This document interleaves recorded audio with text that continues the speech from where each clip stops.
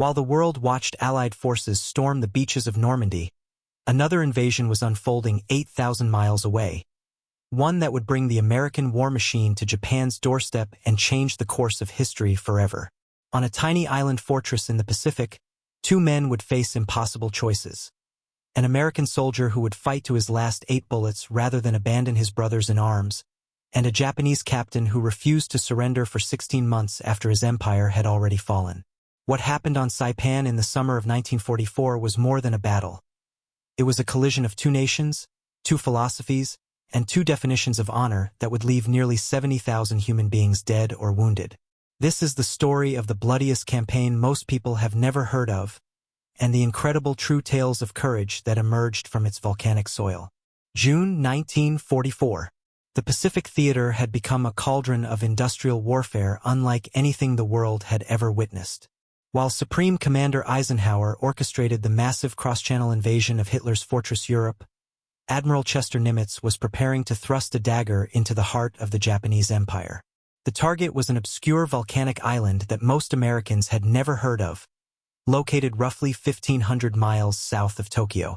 Its name was Saipan, and capturing it would prove to be one of the most strategically vital and horrifically costly operations of the entire Pacific War.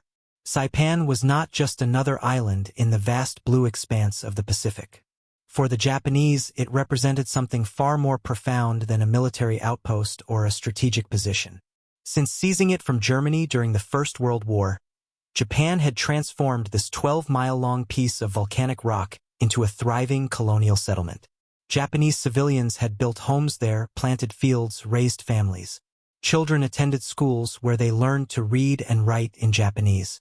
Women tended gardens that grew familiar vegetables from the homeland. In Tokyo's corridors of power, Saipan wasn't considered occupied territory. It was considered Japanese soil, as integral to the empire as Kyoto or Osaka. This perception would make the coming battle extraordinarily savage. The Japanese military doctrine, steeped in the ancient warrior code of Bushido, demanded that every inch of the homeland be defended to the death. Surrender was not merely discouraged.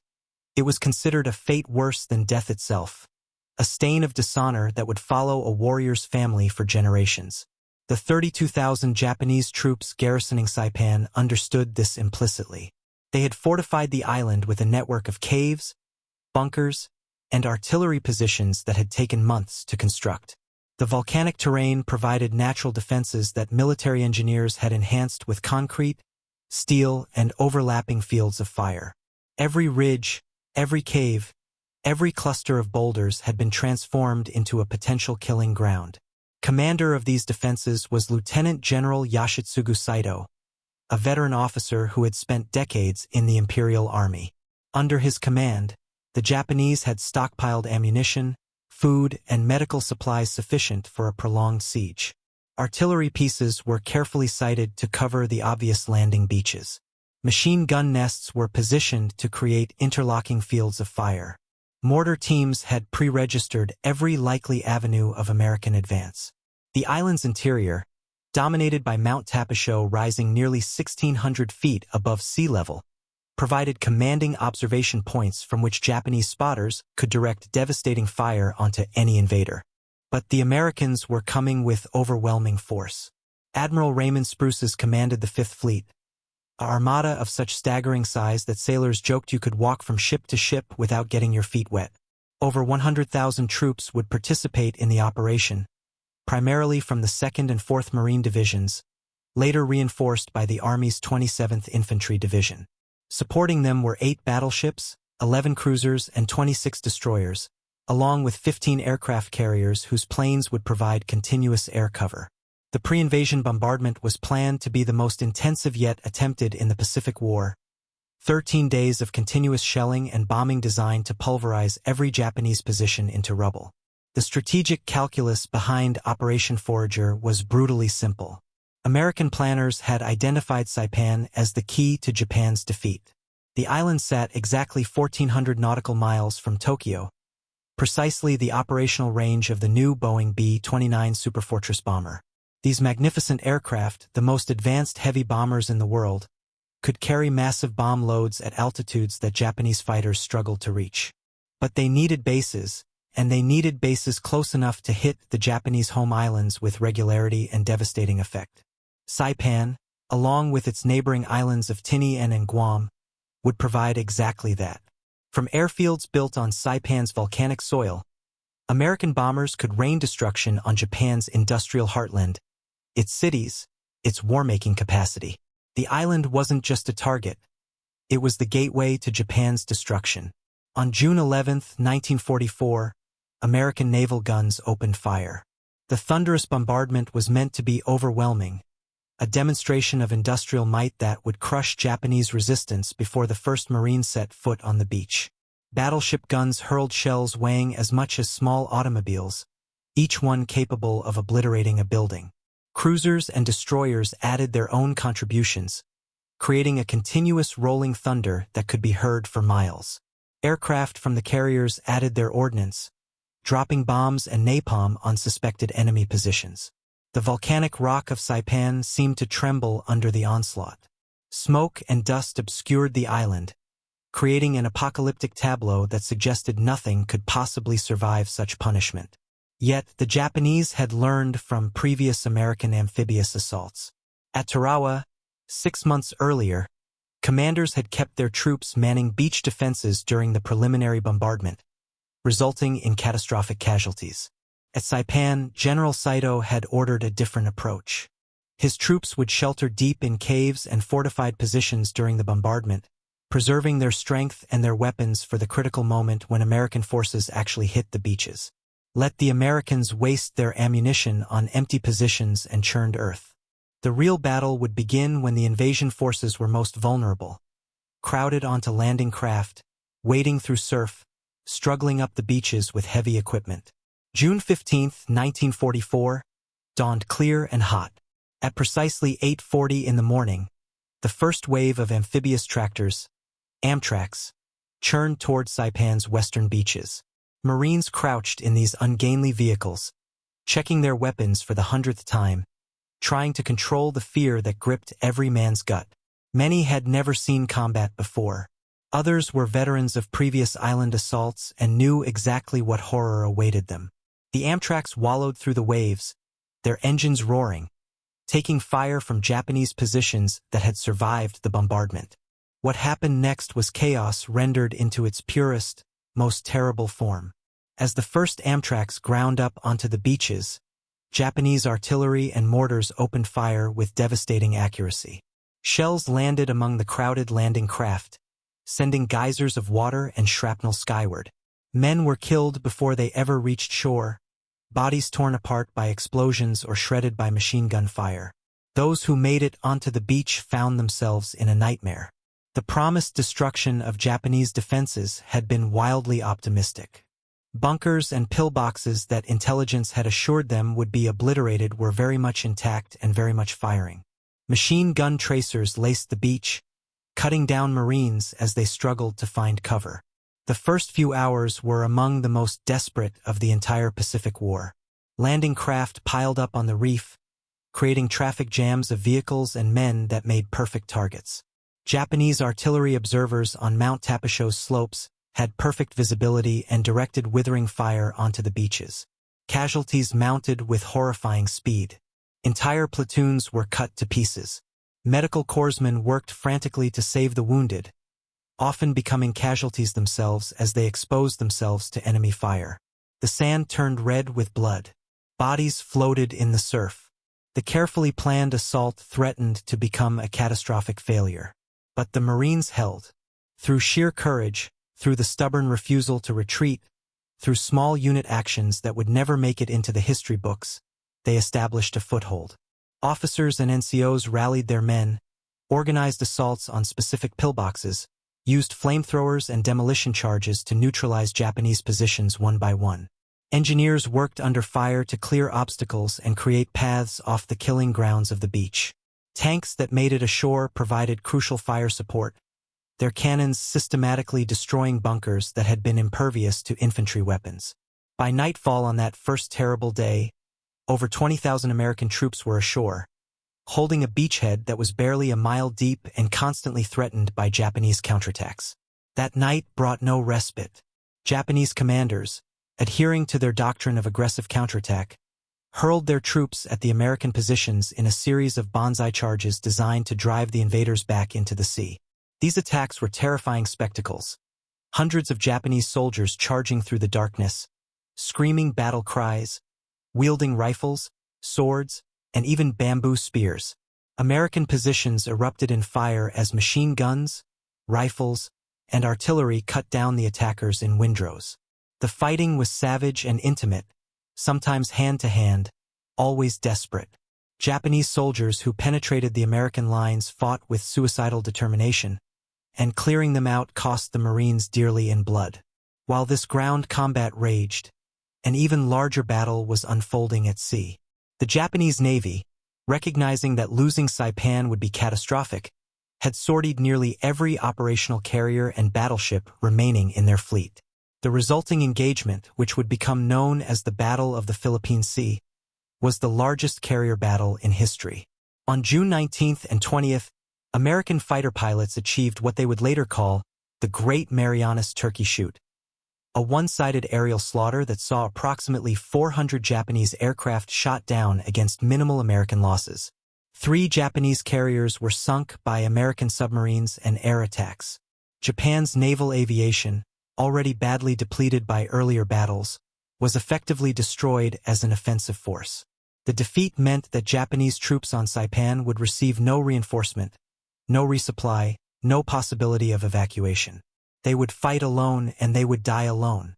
On Saipan itself, American forces pushed inland, paying for every yard in blood. The Japanese defense was everything American planners had feared: fanatical, skilled, and willing to inflict maximum casualties even in clearly hopeless situations. Japanese soldiers rarely surrendered. When positions became untenable, defenders would retreat into caves and continue fighting, sometimes for days, until they were killed or sealed inside by demolition charges. The volcanic terrain favored the defense immensely. Ridges and valleys created natural defensive lines. Caves provided shelter from artillery and airstrikes.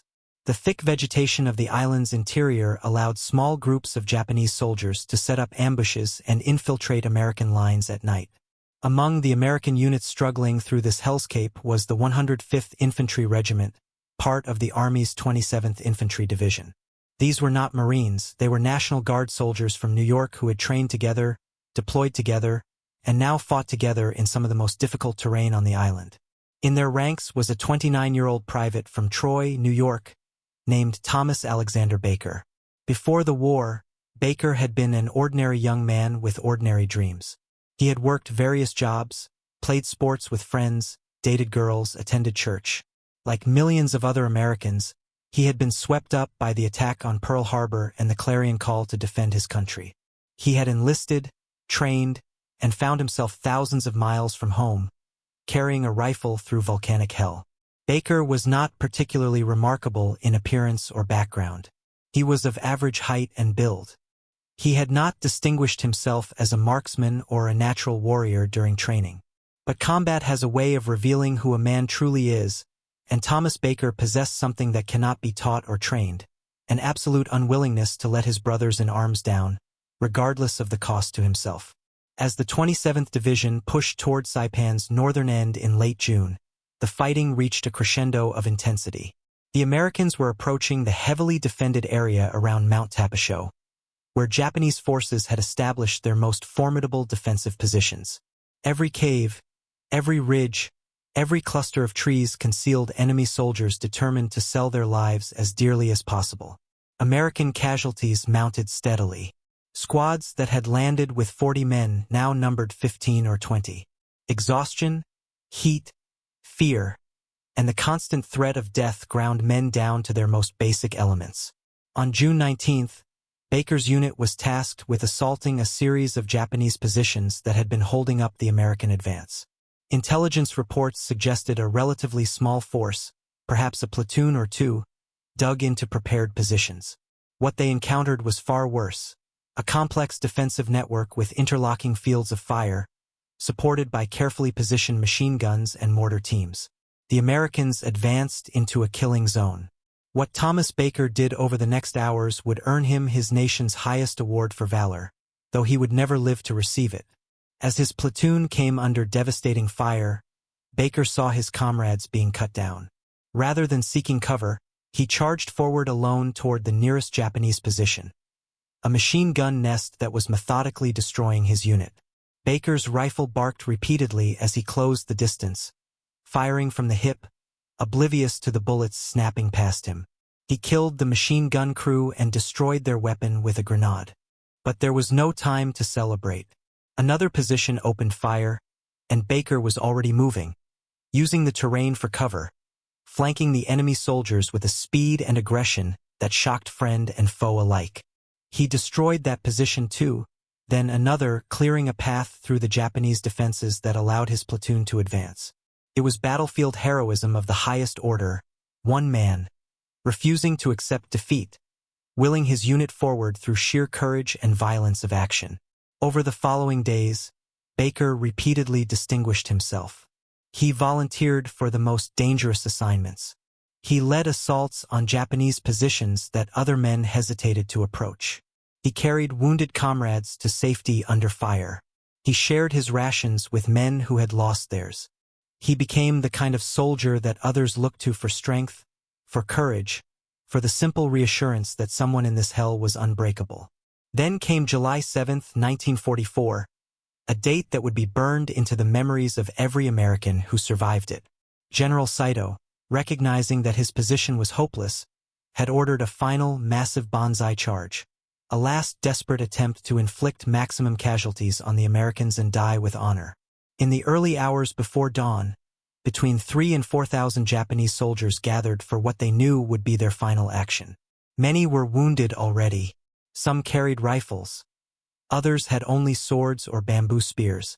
It didn't matter. They would charge and they would die, and perhaps in dying they would kill enough Americans to justify their sacrifice. The attack hit the 27th Division's positions like a human tsunami. Screaming Japanese soldiers emerged from the darkness in a wave of suicidal courage that overwhelmed forward American positions. Men were bayonet in their foxholes. Artillery positions were overrun, the gun crews killed as they tried to depress their barrels low enough to fire at point-blank range. American lines buckled and, in places, broke entirely. It was chaos of the most complete and terrible kind. Close-quarters combat in darkness, where friend and enemy were separated by feet rather than yards, where survival depended on reflexes and luck as much as skill. Thomas Baker's position was directly in the path of this human avalanche. As Japanese soldiers poured over the American lines, Baker and his squad fought with desperate intensity. They fired until their rifles burned their hands, then fired some more. They threw grenades until their arms ached. They fixed bayonets and fought hand-to-hand with enemy soldiers in their own foxholes. Baker was everywhere at once, it seemed, rallying men who were on the verge of breaking, organizing defensive positions, personally killing enemy soldiers who threatened to overwhelm his comrades. In the midst of this apocalyptic violence, Baker was hit. A Japanese bullet tore through his body, inflicting a wound that was unmistakably mortal.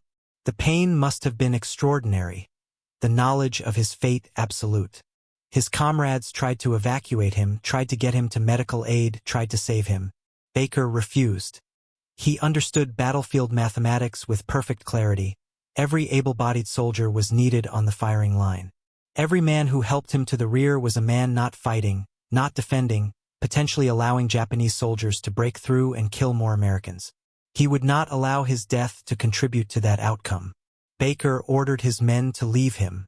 They refused at first, unwilling to abandon a wounded comrade. Baker made it a direct order. Get back to the line, keep fighting, survive this night. His brothers in arms, tears streaming down their faces, propped him against a tree, gave him a rifle and 8 bullets, all the ammunition they could spare, and returned to the desperate fighting. Thomas Baker was alone now, mortally wounded, watching American soldiers fight and die to hold back the Japanese tide. He could hear the screams, the rifle fire, the explosions. He could see the muzzle flashes, the shadows of men grappling in the darkness. And when Japanese soldiers came upon his position, seeking to pass through to attack the American lines from the rear, Baker raised his rifle with failing strength and began to fire. 8 bullets. 8 chances. Baker made every shot count. Years of hunting in upstate New York and months of combat converging in this final moment. Japanese soldiers fell, surprised by fire from what they had assumed was an abandoned position. Others, realizing an American soldier was there, moved to attack him. Baker kept firing until his rifle clicked empty, then used it as a club, fighting even as life drained from his body, refusing to surrender, refusing to submit, refusing to allow the enemy a free passage to kill more of his brothers. When the sun rose on July 7th, revealing the full horror of the night's battle, American soldiers advancing to clear remaining Japanese positions found Thomas Baker's body. He was still propped against the tree where his squad had left him. The rifle was in his hands. 8 dead Japanese soldiers lay around his position. His Medal of Honor citation would later read that he had fought with valor and courage, and refused to leave his post even while mortally wounded. But those words seemed inadequate to capture what he had done, the conscious choice to face death alone so that others might live. The Banzai charge, despite its ferocity, ultimately failed. American firepower was simply too great, the defensive lines too deep. By daybreak, thousands of Japanese soldiers lay dead. General Saito, true to the warrior code he had lived by, committed seppuku rather than face capture. His naval counterpart, Admiral Nagumo, the same Nagumo who had commanded the carrier strike force at Pearl Harbor, also took his own life. Japanese resistance on Saipan was effectively broken, though fighting would continue for days as American forces cleared caves and pockets of resistance. The cost had been staggering. Over 16,000 American casualties, killed, wounded, or missing. The Japanese lost virtually their entire garrison, approximately 30,000 troops. But the civilian casualties were perhaps the most haunting aspect of the battle. Thousands of Japanese civilians, believing American propaganda that they would be tortured and killed, chose death instead. At places like Banzai Cliff and Suicide Cliff on Saipan's northern coast, entire families leaped to their deaths on the rocks below. Mothers threw their children off cliffs, then jumped after them. The sea turned red with blood, and American soldiers who witnessed these suicides were left traumatized by the incomprehensible tragedy of it. By July 9, 1944, the American flag flew over Saipan. Engineers immediately began transforming the island into what it had been intended to be all along, an air base for the strategic bombing of Japan. Within months, the first B-29 superfortresses would take off from Saipan's runways, carrying tons of high explosives toward the Japanese home islands. The strategic calculus had been correct. Saipan was indeed the key to Japan's defeat. From here, American bombers would systematically destroy Japanese industry, infrastructure, and cities, applying pressure that would contribute to Japan's eventual surrender. But one Japanese officer had not received the memo about surrender. Captain Sakae Oba, commanding approximately 50 soldiers and 200 sailors and civilian volunteers, had retreated into Saipan's rugged interior and refused to give up. Oba was a career officer, intelligent, resourceful, and possessed of an unshakable commitment to his duty. He established a guerrilla operation in the island's remote regions, raiding American positions, stealing supplies, and generally making a nuisance of himself. What made Oba remarkable was not merely his refusal to surrender. Many Japanese soldiers fought on for weeks or months after their positions were overrun. What made Oba exceptional was his skill, his leadership, and his ability to keep his small force intact and effective for an astonishing 16 months after the battle officially ended. American troops nicknamed him the Fox for his cunning ability to evade capture and strike at unexpected times and places. Oba's guerrilla campaign was a masterclass in unconventional warfare. He maintained strict discipline among his troops, forbidding unauthorized attacks that might reveal their positions. He carefully husbanded ammunition and supplies. He established an intelligence network among civilian sympathizers who provided information about American movements. His raids were surgical, quick strikes to steal food, medicine, and ammunition, then rapid retreats into terrain so difficult that American pursuit was rarely effective. American commanders found Oba's continued resistance frustrating and, as time went on, almost incomprehensible. The war in Europe had ended, The atomic bombs had fallen on Hiroshima and Nagasaki. Japan had surrendered.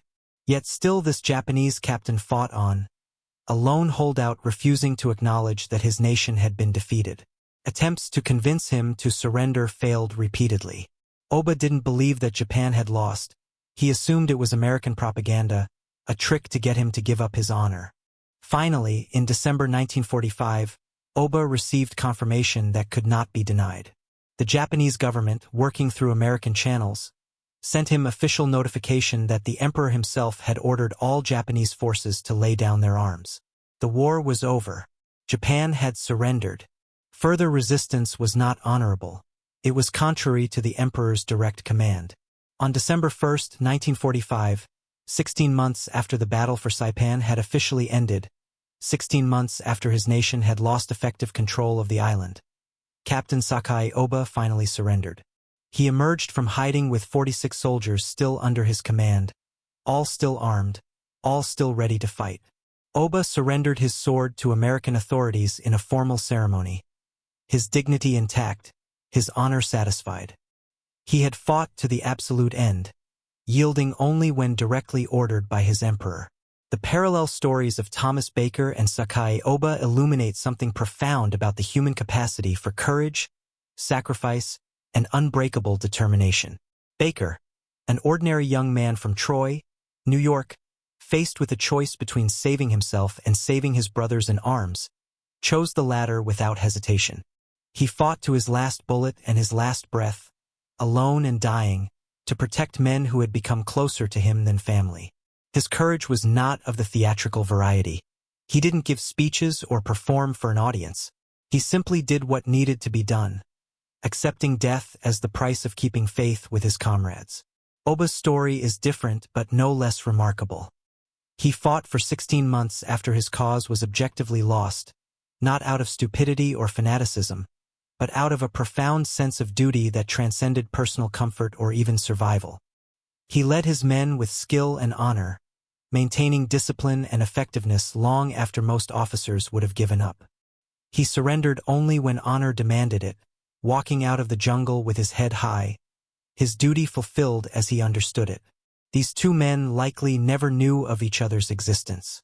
They fought for opposing nations, for different causes, guided by different codes of honor.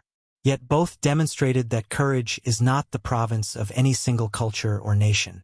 Both showed that the human spirit, when tested in the furnace of war, is capable of extraordinary sacrifice and unbreakable determination. The Battle of Saipan changed the course of the Pacific War. The strategic bombers based there would drop thousands of tons of bombs on Japanese cities, contributing materially to Japan's defeat. The lessons learned in the brutal house-to-house and cave-to-cave fighting would inform American planning for subsequent operations. The psychological impact of seeing Japanese territory captured and held by American forces accelerated Japan's march toward ultimate defeat.